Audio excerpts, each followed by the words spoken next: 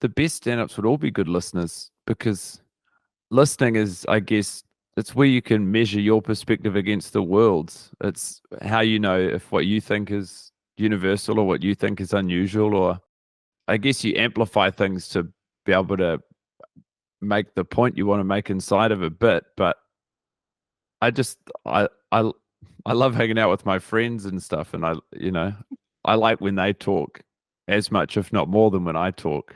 Because I know how it goes. I know some of you've come out this evening because, well, you already know you like me. And that's great. That's aces. I love that. That's a very straightforward relationship. But there will be others in the room who have been brought here because someone they know likes me. That's a much more precarious dynamic, because now how well your night goes hinges on an external factor, which is me. And that's a totally unreasonable amount of pressure to put on me. I actually had a longer preamble at the start of the show when I came out. It started, I think, as an ad lib, and then it takes on the rhythm of something. And I had that in there, and I'd filmed it. I mean, we filmed me walking out and everything. And then I was in the edit when I was watching it. I just thought there are so many moments already where someone would be like, I can turn this off. It was a funny bit in the room, but you just don't need to see any of it. And I thought I just like the idea of you drop them right in there. I liked the directness. It's a lot harder to tune out of someone if you're in their mid sentence than if you're watching them get the thing up off the ground. So did you edited the whole thing yourself? No, heavens no. I can't do anything on a computer. But the people who filmed it, they edited it, and then they do a first. So I filmed it twice, and then they send that over, and then I went through both shows to find the better performances of whatever material or any funny, ad-libbed lines, and then I got them. I go back with those notes, and then they sent me a composite, and then from there I was just trimming and trimming and trimming. When you're like rewatching your own stand-up, are you seeing like bits and pieces where not like missed opportunities, but that like I could have delivered that slightly differently, or does seeing it objectively like that put it in a different prism? Yeah, certainly. If the question is when I'm watching back my own stand-up, do I hate myself? Of course, because I'm not a sociopath. Yeah. It's actually probably ego that you need to get out of the way, where it's like you don't have to enjoy watching yourself, but I found it so hard to watch the footage for this. I can't tell you how long I put it off. I had to recruit a friend, a New Zealand comic, to watch it back with me. I had perspective that I hadn't just bombed for an hour, basically. Like, I was truly losing my mind. Sort of a funny thing, I think, where I've also done improv. When the gig only exists in your mind, it's elastic. It can be as good or as bad as you want it to be, and it lives on forever in your memory that way. But when it's documented and filmed, there's it's fixed. This is what represents how good I got the show, or how good I am at this point, or what the show is. And that is harsh. That's a harsh fact. But everyone who watches it doesn't have that context. Anyone who's watching on YouTube, basically, they're seeing it for the first time. They've got no idea what I think about the performance. But when you're watching it, of course, little things you pick up on, you think, I wish I hadn't done that with my hand, or stuff that is insane. It's, you get a photo with friends. Everyone looks at the same photo. Everyone is looking at themselves. So the thing that you see in that photo about yourself, no one else has noticed because they're looking at themselves. It's just that, on steroids. It's yeah. Because you've got a lot of footage of yourself out there, like from the spelling bee and then from all of the clips of yourself on YouTube. Do you just post those and then try not to rewatch? It's a different thing. Having it be a whole show is a different thing. Also, it's a different thing where nearly all those other clips, I have no editorial control. I put those under less scrutiny, and I'm less judgmental of those because my control and my part of it ends once I walk off the stage, which is a normal gig. I think the weight of pressure and the scrutiny I put myself under because I'd perform the gig and now had the ability to manipulate it into the best version of that gig. I found that harder. I found that a lot harder. And it's actually true when I'm in the edits for Spelling Bee. Again, I'm not technically editing, but when I get sent the assemblies, and even if I know it's a belter episode or this, like there are parts I really am looking forward to seeing, I think I lack, what other, not necessarily comics, but creatives or people who work in film and TV and comedy, they love the edit. The people who are good at it, they love it. They love the control. They love how precise you can get something. And I either haven't developed that muscle or just don't possess it, because I find the whole thing to be just mortifying and really, really challenging. Let us admire the capital B. Lovely firm spine, a back as stiff as a rod. And look at that gorgeous, world-famous half-hourglass figure. Huh? But I believe our greatest admiration begins when we look at the little b. And arguably the best shape for a letter. A shape so popular, it has been appropriated by D culture, P culture, and sometimes even Q culture. And do you think the bee kicks up a stink? Well, not at all. There's enough of me for everyone, the bee says. And some of you might say, well, how do you know the B isn't copying the D? Well, why don't we take a look at the alphabet? Enhance image. There it is! As clear as day.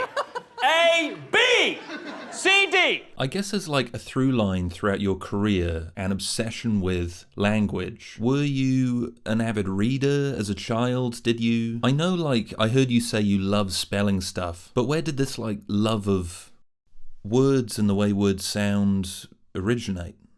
Yeah, it's hard to say. I think I did read. We weren't allowed to watch TV on school nights. We got one show a week on school nights, so we get half an hour of TV across the 5 nights. What did you watch? Friends, usually, because it wasn't it was new episodes of Friends were coming out, and so it seems crazy to describe these older television models now, but what you have to understand was I had one window of opportunity on Wednesdays at 7:30 to watch Friends. I wanted to watch The Simpsons, but Mum wouldn't let me. Not even for the humor was to adult reasons, but because she doesn't like cartoons, which is just remains completely obscene to me.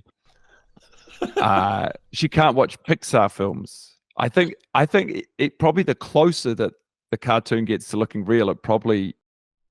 Yeah, it's uncanny.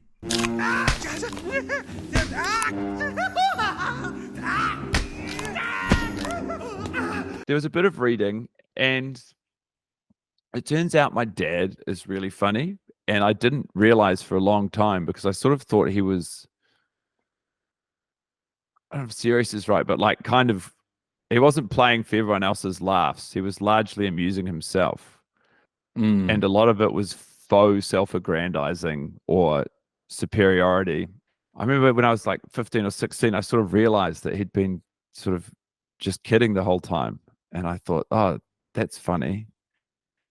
And he sort of put me on to Spike Milligan's books, Cocoon, and he got me in the Peter Cook anthology, which was unfortunately I Was an Only Twin, which his brother had compiled, which is all of his works.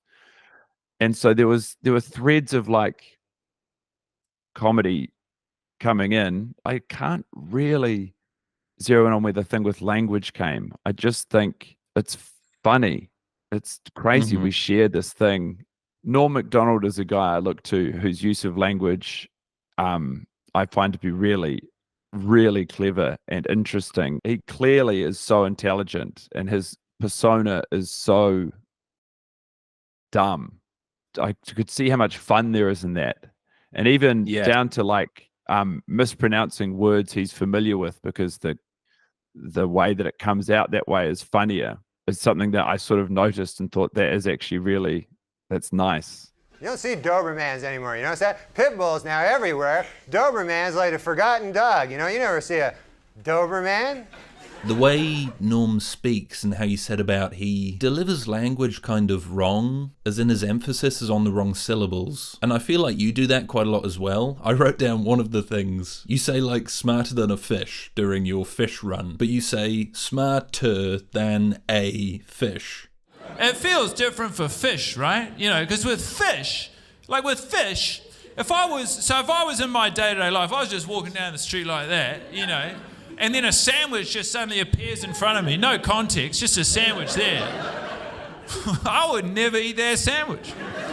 You know, so that's how I know I'm smarter than a fish. And It's a bit jagged, and Yeah. it feels like keeping the audience on their toes and trying to surprise them by just approaching language in a way that they haven't heard it in their ears before. I think so. I think something like that. It's not even. I didn't pace out how I would put, you know, power on each syllable or anything. I don't map out how that's going to. That sort of comes out from repetition and doing it over and over. To me, it's funny to describe yourself as smarter than a fish while also barely being able to say the sentence. The Norm doing stand-up, Norm's special. He comes on stage and he opens with, he says, "It's good to be alive. I find that to be the goodest thing there is." It's good to be alive, you know what I mean, isn't it? That's what I said. That's what I like. I find that to be the goodest thing there is. To be alive. And the reason it's so good is because it's so bad to be dead. And that's kind of like a perfect encapsulation where it's saying a very weighty, intelligent idea, but in the dumbest possible way. Yeah, it's almost a truism. It's a truism with a grammatical error. Yeah.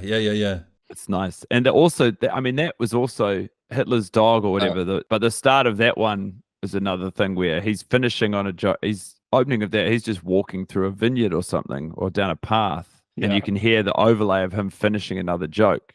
And, you know, the joke he's finishing, I know the joke. It's a joke about Bill Cosby. And it's like such a funny joke. It's a hypocrisy thing, yeah. Yeah. And I was watching it and I was like, wow. Like one of the funniest jokes I've heard in the last year is just putting the tail end of the laugh in it on the special so I can get to the other gear. I just thought that was so crazy. And then people go, God damn, at least he's not a hypocrite. You gotta give it to him. That's the worst part of it. I remember his philosophy was like, I would like anyone to give me a topic and I could say a joke on that topic. Because he was all about the craft, but also he was just about fulfilling his own kind of philosophy. And it didn't really matter that on a finished special, one of his best jokes would hardly even make the cut. It didn't seem important to him. It's not unique to him, but is also, I find to be a inspiring or a relevant reference point in creating my own stand-up. Is he wanted all of his jokes to exist in a vacuum, I suppose, or Weekend Update is responding to news, but largely in stand-up, they're all non-topical to the point that so long as the humor inside of them stand up, you can revisit the jokes in however long and they don't lose any potency. It's something I was aware of when I was creating Spelling Bee as well, which is sort of along the Taskmaster model, which is so many panel shows. And would I lie to you? So many panel shows are responding to news. And I think it devalues their currency. Whereas Taskmaster, if you find out about Taskmaster now, you can watch every season and it's all as funny. You don't need any external context. And so I'm always aware of that when I'm trying to create, I mean, anything really. I quite like it. There are people who are brilliant and so funny at being responsive, but there's a real value and hopefully evergreen quality and something which is just, you know, more about being alive than being alive, especially now. I totally agree with that. It's so clear in your comedy where a lot of the root of what you're talking about is a lot of the jokes could have been from like 20 years ago, but it's looking at an everyday thing and seeing it in a new way and making the mundane feel new and surprising again. Thank you. A new show I'm working on at the moment or performing at the moment, and I was trying to find the thing. It's less personal, I suppose. And this, my brain is blowing me crazy. My intention wasn't for it to be as personal as it became, but that last third sort of grew and emerged. But I was trying to find what the viewpoint, I suppose, is, or what am I articulating? And it was my mother-in-law said, it's just elevated reality. And I thought, that's actually really nice. That is kind of, without having that at the top of my mind as the motivator, that is basically what I'm presenting. And I can actually, before I even get into that, I can tell you one thing we all do. I think this is a great unifier. One thing that everyone does every day. You did it today. We all pick out some clothes. We all dress ourselves. We all pick out the clothes that we wear. And I just think that's a lovely thought. Every day you choose out some clothes and you look at them and you think, yeah, I'm a little bit like that. And you put them on, then you head out into the world. And it doesn't matter how long you've been practicing. I've been practicing for 35 years. Some days I get out there and I'm in the world and I look at what I'm wearing and I think, nah, I'm not like this. Oh, fuck this, I hate this. And you see it on other people too. You see other people walking down the street and you think, whoa, buddy, long day, huh? It's a long day. It's a long day to be in the wrong clothes. You know how like Norm uses like archaic old language, like he sounds like he's from the 1920s, and he brings you into his own very specific world. I feel like you do that. I'm not sure if these are Kiwiisms, but you say like take a punt on a grunt and like an absolute fizzer, and you make up all these little expressions and sayings that feel extremely unique to you. Well, as I do like conversation, like I like being in them, I like listening to them, I like going to a party, and at a party you've basically got to pick a path. You've got two routes. You can either talk to someone and know an entity, or you can roll the dice, take a punt on a grunt. And there's a layer that the audience has to go through to go like, what the fuck did he just say? Then you go, oh, he meant that. It's lots of little breadcrumbs of surprise that keep the audience like trying to keep up with you. Oh, yeah. Well, I think some of those I have coined, a lot of them is just, it comes back to probably that love of language. I think Australia especially has a lot of expressions, or I guess they're colloquialisms, that under scrutiny don't make any sense, but rhythmically are really nice. And especially if they've penetrated language to the point that they're being traded without a second thought, that becomes very fertile. I gravitate inevitably towards idioms. People would say a problem shared is a problem halved. You know that? A problem shared is a problem halved. And you think, oh, yeah, but not for one person. Like this year, I've been trying not to pull apart idioms. I think I glance past some, but it's like, I guess it's an extension of, there's the lived world that we're all sharing that I'm reporting back on. And then inside of that, there's the language we're all using to, I guess, not dismiss, but communicate around this shared experience we're having. And so there's two data points you can draw from and kind of either observe or extrapolate. And so I guess, yeah, there's a bit of that going around. He loved talking in metaphors. He kept saying, he'd say stuff like, well, Guy, a good captain always goes down with his ship, which is... I think that's too harrowing. You shouldn't be able to say that to a client. Like, what's the ship in this situation? But I just couldn't help but think, like a good captain always goes down with his ship. Now, is it just me, or do we not have to start setting ourselves some higher standards for our captains? Because there's an argument to be made that a good captain sails without incident to their intended port. I'm sick and tired of standing down by the water, having a lovely bit of guilt-free fish, watching, like a ship sink and 500 people drown and being elbowed by everyone going, hey, look at that hell of a captain, eh? So are you, in like punchlines and things, are you looking to use more plosive sounds? Are you actively trying to find words that have impact? I mean, I think you're always reaching for the funniest word, but it's not as precise as that, perhaps. A lot of my best writing does happen on stage, and this is what I always wanted it to get to as a stand-up, was I wanted to be able to talk on stage and reach for the funniest thing on stage the same way that I would with my friends, or if I think I've got one here to say to my friends. And so sometimes it's just a matter of it just presents itself as you're talking, it comes out. Like I've always felt when I'm on stage and I'm kind of riffing or trying to find the essence of a joke, when it's not going well, it feels light, like LITE, like there's not enough in it to explore. But when it's going well, it's like you're walking down a street and there's lights that are just lighting up the street, and you feel like you can just keep walking down it for as long as you want. And that's often where those sentences, or where it's a subconscious thing. I think if there's a plosive word at a punchline, it's not. I'm not sitting down with a thesaurus to find the funniest possible word to slot in. It comes from instinct, and then once you find a certain phrasing that I haven't necessarily written down, I've just said on stage, then I think, okay, you say it like that, and you can change language or part of how you get to it while you're finding the funniest way to get there. But once you've found the rhythm of the funniest way to say it, I think it's that.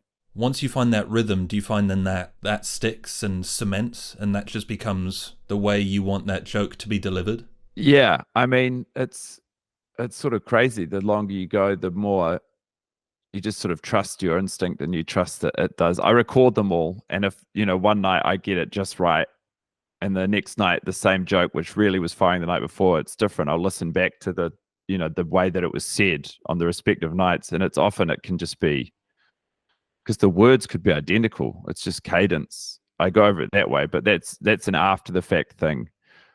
I suppose it's before you're thinking about it beforehand as well, but you're just up there figuring it out. My favorite thing that I wrote, I was listening to Guy Montgomery by name, Guy Montgomery by nature, and you're talking about Ashley Bloomfield, in this amazing bit, and you say he's some competent public servant begrudgingly doing his job, some white bread, Mac pack, backpack, mural shoes, weekend warrior. I asked every night at my shows at Wellington, he never came. Is Dr. Ashley Bloomfield here?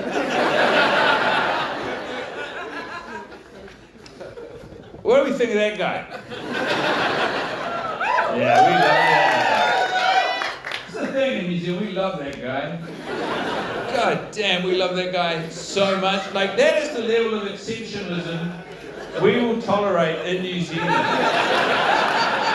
It's just some competent public servant begrudgingly doing their job. It's some white bread, Mac pack, backpack, Merrill shoes, weekend warrior. Just getting it done. And what's his job really? He just comes out and he says when someone's sick. He comes out and he goes, oh man, you guys are gonna hate this. Someone got sick. It's so loaded with literary techniques. And if you be a nerd like me and break it down, you're like, okay, there's assonance, there's consonants, there's alliteration. But when you're delivering that joke, is it just like, this just feels good to say, this is just tripping off my tongue? I have totally forgotten that joke. I mean, that is so that's me being like, it's all got to exist in a vacuum. That is such a time specific moment. When I got Mac pack, backpack or whatever, I think I had white bread first, and then Mac pack, backpack, and then your truck and trailer, it's white bread, Mac pack, backpack.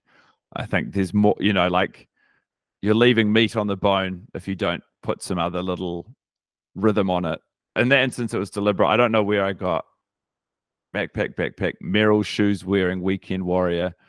I think that was, if you're halfway into it, like if half of it presents itself organically, your instinct is to sit down and say, I've so much of this work has been done for me by instinct. I owe it to myself and the audience to get this bit right. I wasn't just describing him. I'm describing my very abstract impression of a lot of the workforce, a lot of New Zealand's sort of middle class weekend warriors. I don't know if I say it on stage, but I also do love to say I've got that Friday feeling. Like I like office culture from a distance. Yeah, you kind of approach that in the special as well, where you give a very naive kind of interpretation of what the business force is like, and you turn on the machine and You go, this is just my guess, and then you go in, right? This is, in the morning you go in the clothes, you go into the big building, and there'll be other like-minded people there in the clothes too, and you turn it on, you turn on the machine, yeah? Stop me if I lose you. You turn it on, and there'll be emails, all right, yeah? You'll be receiving them, and if you know what you're doing, you'll be sending them as well, and so that's the workforce. it's like the most abstract. It's so childlike. Just like, this is what I think my mum and dad do. Do you like that space of like, oh, sorry. No, you're doing great. You're making me think. Yeah, I mean, it is childlike, and I think my dream for the world, and maybe this is because I wasn't allowed to watch cartoons, but like, how much administration is involved in a human life, and how much responsibility you have to take for yourself is constantly devastating to me. Because none of this is covered in cartoons. The presentation of the world in cartoons is everything corrects itself for you all the time. And obviously that is not what it is to be alive, but my hope that that is what it could be like never abated. And so I think anytime I can channel that into my impression of the world, it can be good. Are you glad to like have never had a proper business administrative job because it gives you this kind of naive worldview? Yeah, I think I do like not knowing. I think that in comedy, ignorance can be, well, not ignorance, naivety, as you say. Ignorance can be willful. Naivety can be willful as well, where I think that the not actually being amongst the nitty gritty, if you just speculate, it can be more ripe for comedy. I'm not very good at retaining information, I think, as well. And so my impressions of things do tend to be pretty, soft focus. And working those jobs has so much value because you can extract such minutiae, such universal experience that you can then relay back to people who The Office will be the most evergreen piece of observational workplace comedy of all time. And someone who hadn't worked in an office wouldn't be capable of any of that. And to me, watching that is like, it's not about the actual jobs they're doing. I know it's all acted, but that to me isn't a documentary about like life in an office. That is my reference point for what I think people in an office are doing. That's fascinating. So is that how you kind of find an overlap with the common human being? Is with like TV and media, and you use that as an entry point, and then you kind of, extrapolate from that kind of, slightly absurd point of view. Yeah, I'm probably not quite as disconnected as that. Well, I've got two sisters, but one of them, we live in the same city, and she's got an office job, and so I'm not an alien. I am, aware of probably more than I let on, but I'm more interested in the interpersonal parts of it than the actual particulars of what happens in those jobs. And so if I'm talking to my sister about how her work's going, the thing I'm gravitating towards more would be the social dynamics or the human component of balancing an office job than it is on the particulars of the emails she's sending and receiving, or the whip meetings she's in, or the strategy meetings. I'm like, there's a reason I don't work there is because I'm not interested in that. Try password. Nope. Try 000 000. No. Okay, now try 000 001. Okay, I'm not doing every number. During your fish run, you end it on an acknowledgement of how long the bit was, and then you end on a pun, and you say, I wanted this to be the whole show, but it didn't have the legs. And the audience gives you an applause break, and you seem slightly annoyed that you've put so much work clearly into this really intricate bit of material. And then, what gets the biggest reaction is the pun. Gone, dead, and for what? For a dry dinner? No respect. Thanks for staying with me through the fish stuff. I actually had a dream initially that the whole show would be fish material, but it didn't have the legs.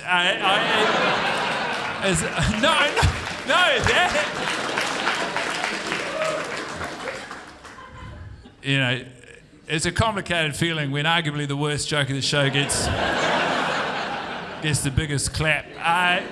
Do you get annoyed with audiences sometimes at what they do and don't respond to? That one specific. I mean, they can't clap and laugh at the pun if I haven't put in the work beforehand.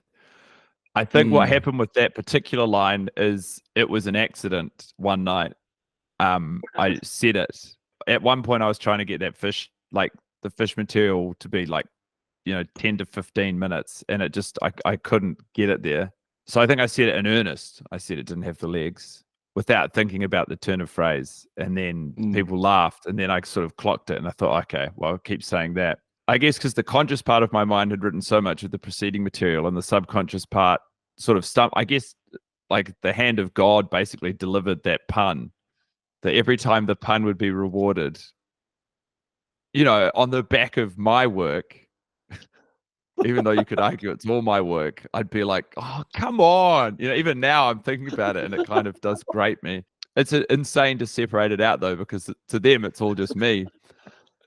No, like the audiences know best. And, I try not to pander, and I want to do what I think is funny. But when I'm creating a new show, there's material that I've got that hasn't worked for 5 years that will be the first thing I dig up and present.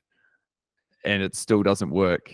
And I think, like I've canvassed so many people and they don't think this is funny. And yet when I put it on the shelf, it's not, it's not dead. Yeah, it's not forever. I'm not putting it in the bin. It's just on a shelf. At some point it will have value and the audience will respond the way they should. Yeah. Well, no, yeah. That's what I think. I think they already are responding the way they should, which is with deathly silence.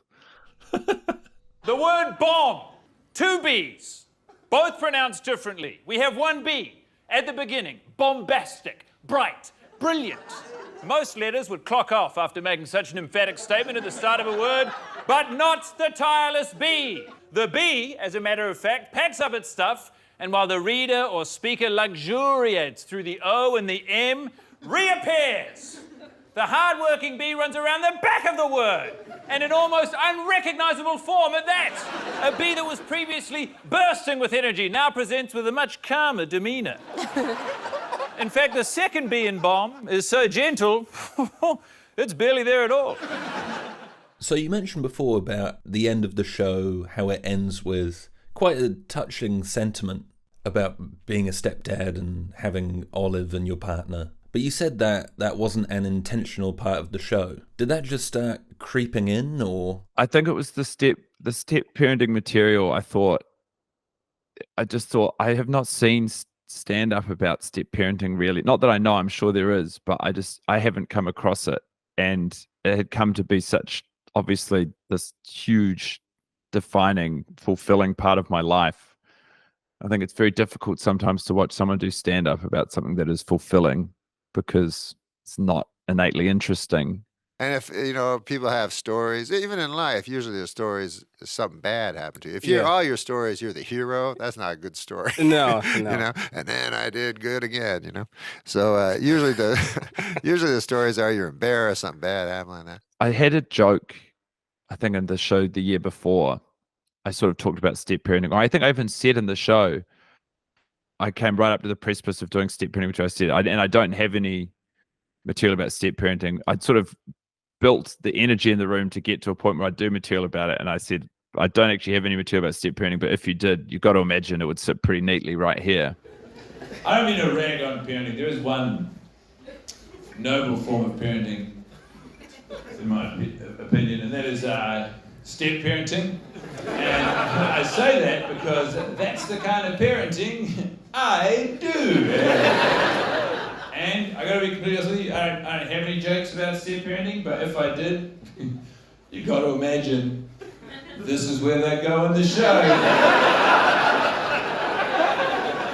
Can't you just see them fitting snugly into that little opening I created for myself? And so I had that hanging over me from the year before, and then the first joke I think I had was the one about It's incredible, you know. It's not something I knew I was going to become, but I love it. I say this with total sincerity. It's probably the single most rewarding part of my life. I think the hardest part about being a step parent is finding a family to break up.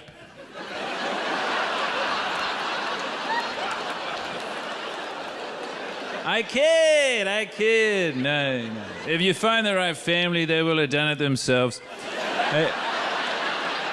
it has such a satisfying crunch to it, that punchline, where It's an amazing line, yeah. you get it both ways. You get the sweet sentimentality, and you get, I guess, empathy or perspective from the audience on, you know, this form of parenting, which is not really, you know, discussed. And then you can also completely, without removing the sweetness of that moment, you can completely undercut it. And then it just became this kind of, I guess, a game of being like, well, what else? Why is there nothing else about step parenting? What is there about step parenting? And then the material is coming that way. And then Olive just has these, you know, kids just notice things that, in the way a comedian kind of does. They notice and present things to you that you just take for granted because, you know, to a kid, everything is interesting and a lot of things don't make sense. And so they're going to ask about it. And it's stuff that you haven't thought about since you were a kid because, you know, you just take so much stuff at face value because you're just getting through your life. And so when she did that, when she asked me about, she said my undies and my PJs, I was like, I can see this is crazy to you. And she just cuts through it all. Mid-flow, she just cuts through me completely. And she goes, Monty, calls me Monty. She goes, Monty, why are you wearing your undies? And I go, oh, well, Olive, I guess, because I slept in my undies. And then I woke up, you know, and we'd all slept in. I wanted to start making breakfast, so I just came straight into the kitchen and I'm still in my undies. And she goes, well, you know, because I'm in my jammies. And Mum is in her jammies. And you're in your undies. Your undies are your jammies. Okay. Yeah. I suppose they are. And she says, that's silly. Yeah. Which sounds, you know, like a pretty innocuous put down, but what you have to bear in mind is our house has also fallen prey to political correctness having gone mad. And so what she says is that's silly, but what she's calling me is a dumb cunt. And there's one show where I talked about my life before all of this, which was I was part of the problem before we were talking about it. And I never quite got that show off the ground in the way I wanted to, but it was an education to me in how to talk about myself and open up on stage. So I think for me, a lot of the stand-up I like to do is just noticing things and reporting back. I like observational kind of comedy. It was not a breach of that, but I was learning to relay a story from my life, which was funny to me and to Chelsea, to go out and think I'm going to buy these pajamas and to get it so wrong was really funny. And so I get the jammies off the rack and I take them into the changing room, which I realise with hindsight is crazy. You don't try on jammies. But anyway, so get in the changing room and I disrobe. And I think, you know, before I continue with the anecdote, I just want to give you a little bit of context. I'll give you the autobiography of my life to this point, okay? And that would be this. I was born, no obstacles were put in front of me, and now I'm here. And so, you know, I'm not overstating it when I say I'm looking at myself in the mirror and it's damn near the lowest my self-esteem has ever been. I look like a boy and a pedophile, you know, and I've got this attendant outside and she's going, are you all right in there? I can't tell her about the fucking disaster that's happening in here. You know, and I don't have an exit strategy. And then it just sort of, I just feel it kind of overlaid with all these other little bits and bobs of material I was assembling. I could sort of see. I think what happened is I had to do it. I did it like a new material show or something where I had 30 minutes and maybe I had some of the step parenting material, but I thought, well, I'll just talk about when I went and bought these pajamas, and I sort of did it. And I could feel I could hold everyone in this very, very boring story. And I thought, okay, you know, we could make something of this. So yeah, I guess it's a combination of circumstance and deliberate decision making. I think I saw you perform that show you mentioned in the Fringe Bar maybe like 4 or 5 years ago. I was part of the problem Yeah, in yeah. Wellington. That's why Yeah. I started performing in Wellington. You started in New Zealand. Yeah. I'm from well, I was born in Wales, but I grew up in New Zealand, and I studied in Vic as well. Oh, no way. Where are you now? Bristol. Oh, yeah. Oh man, I'd never known. Yeah. So that show, I think I didn't make enough firm decisions inside of what I was doing with it, but the value it holds for me now is less about how good I got that show and what that show has helped me be able to do as a comedian. Just from like my take on it, it seemed like a show that was, I mean, it was talking about some really tricky subjects. Me and my friend Mike, we talked about how you performed it afterwards, and it was really putting yourself on the firing line in a way that goes beyond traditional stand-up. And it must have been really hard to not have that safety net of material, or find that, I don't know, maybe you're getting away from just being a stand-up and you're starting to talk about things that are more emotionally sticky. I mean, that's definitely the case, and it's what I was doing, and for me at that time, it's what I wanted to try and do. But then, also part of it was like in the aftershocks of Nanette means that, a lot of comedians who didn't have the skill set or ability or need to get into the weeds of some thornier emotional stuff had a crack. And I think it probably made for a lot of some great shows and a lot of really average shows. I think it still holds value after that. And then the next show I did, well, then we had COVID. And then when I came back to stand up, I thought, I just really like being funny. I just want to be funny. I don't really need to I can talk about all this stuff with my family and my friends and my therapist. I don't really have to do this. And people who come to watch me, they probably just want me to be funny. You can say whatever you can say anything, but I'm like, what I want to do is be funny. What people want me to do is be funny. So why am I traipsing through this? Hello, Guy. Good to see you, Guy. I'm stressed out. You've jumped in front of my question here. It says, to your success and detriment, you have never been afraid to say exactly how you feel. So I've simply got to know, how do you feel? So is stand-up for you, like, is it selfless? You put it all on the audience and then your ego kind of... No? I would not describe any stand-up or comedian as selfless. The entry point is an overvaluation of self.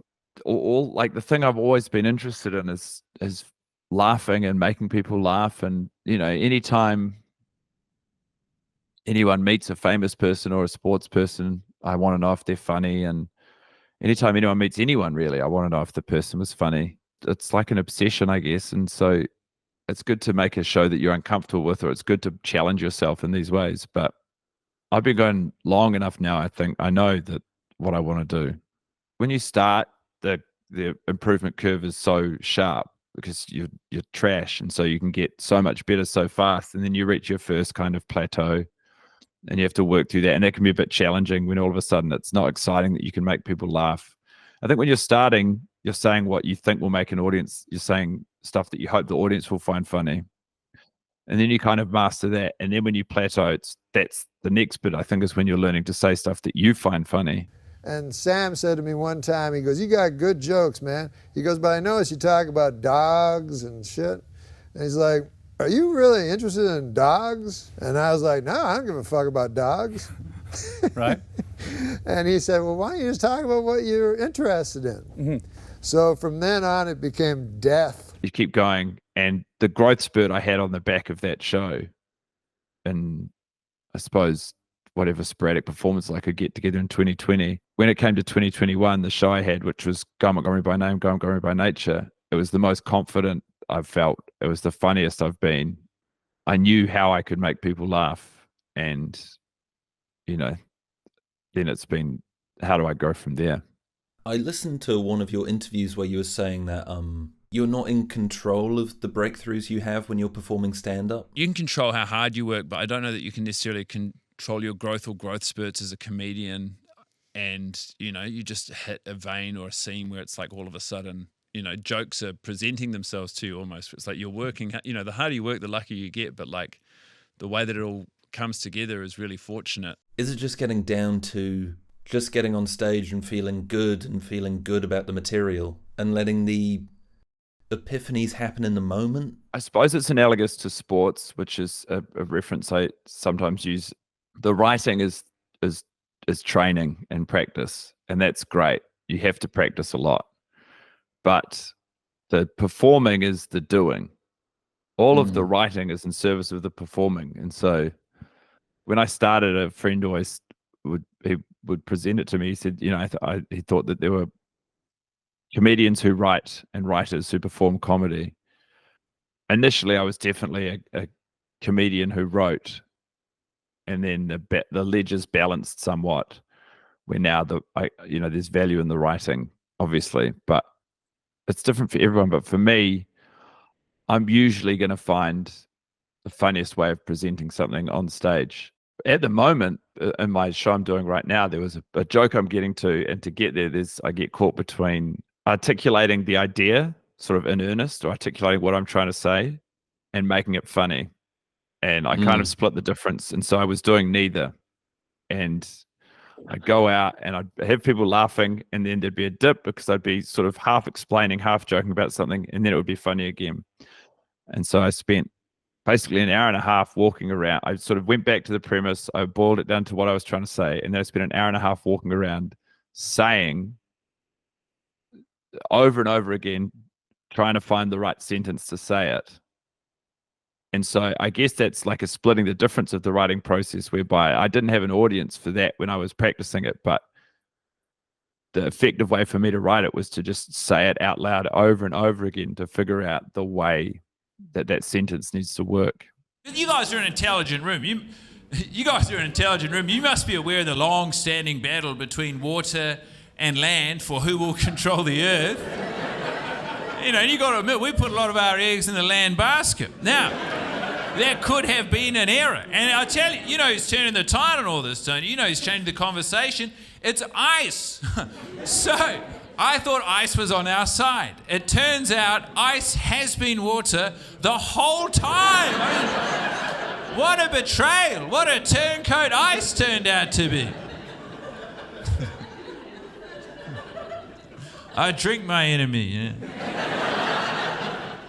I guess a lot of the people on my channel, they're people who are learning comedic techniques, and they're kind of getting their start in comedy. And for me, when I started performing, it's incredibly hard when you're just bombing all the time and you have to kind of work and find your comedic muscles. So do you have any low points you wouldn't mind talking about, where you just felt like things weren't clicking, or you hadn't quite found the way to communicate yourself on stage? I wouldn't really necessarily describe them as low points. More frustrations. Like, it's so frustrating. It's so frustrating how long it takes to be as good as you think you're capable of. And there's no fix. I remember when I started, I listened to so many comedy podcasts. All I wanted to do was find the secret about how people got that good. And I was so devastated when every single piece of information that was returned to me was, you have to do it for a long time and you have to work really hard. And I thought, I didn't choose this because I thought I would have to work hard. I chose this because I thought I'd be immediately good at it. All there is patience and practice.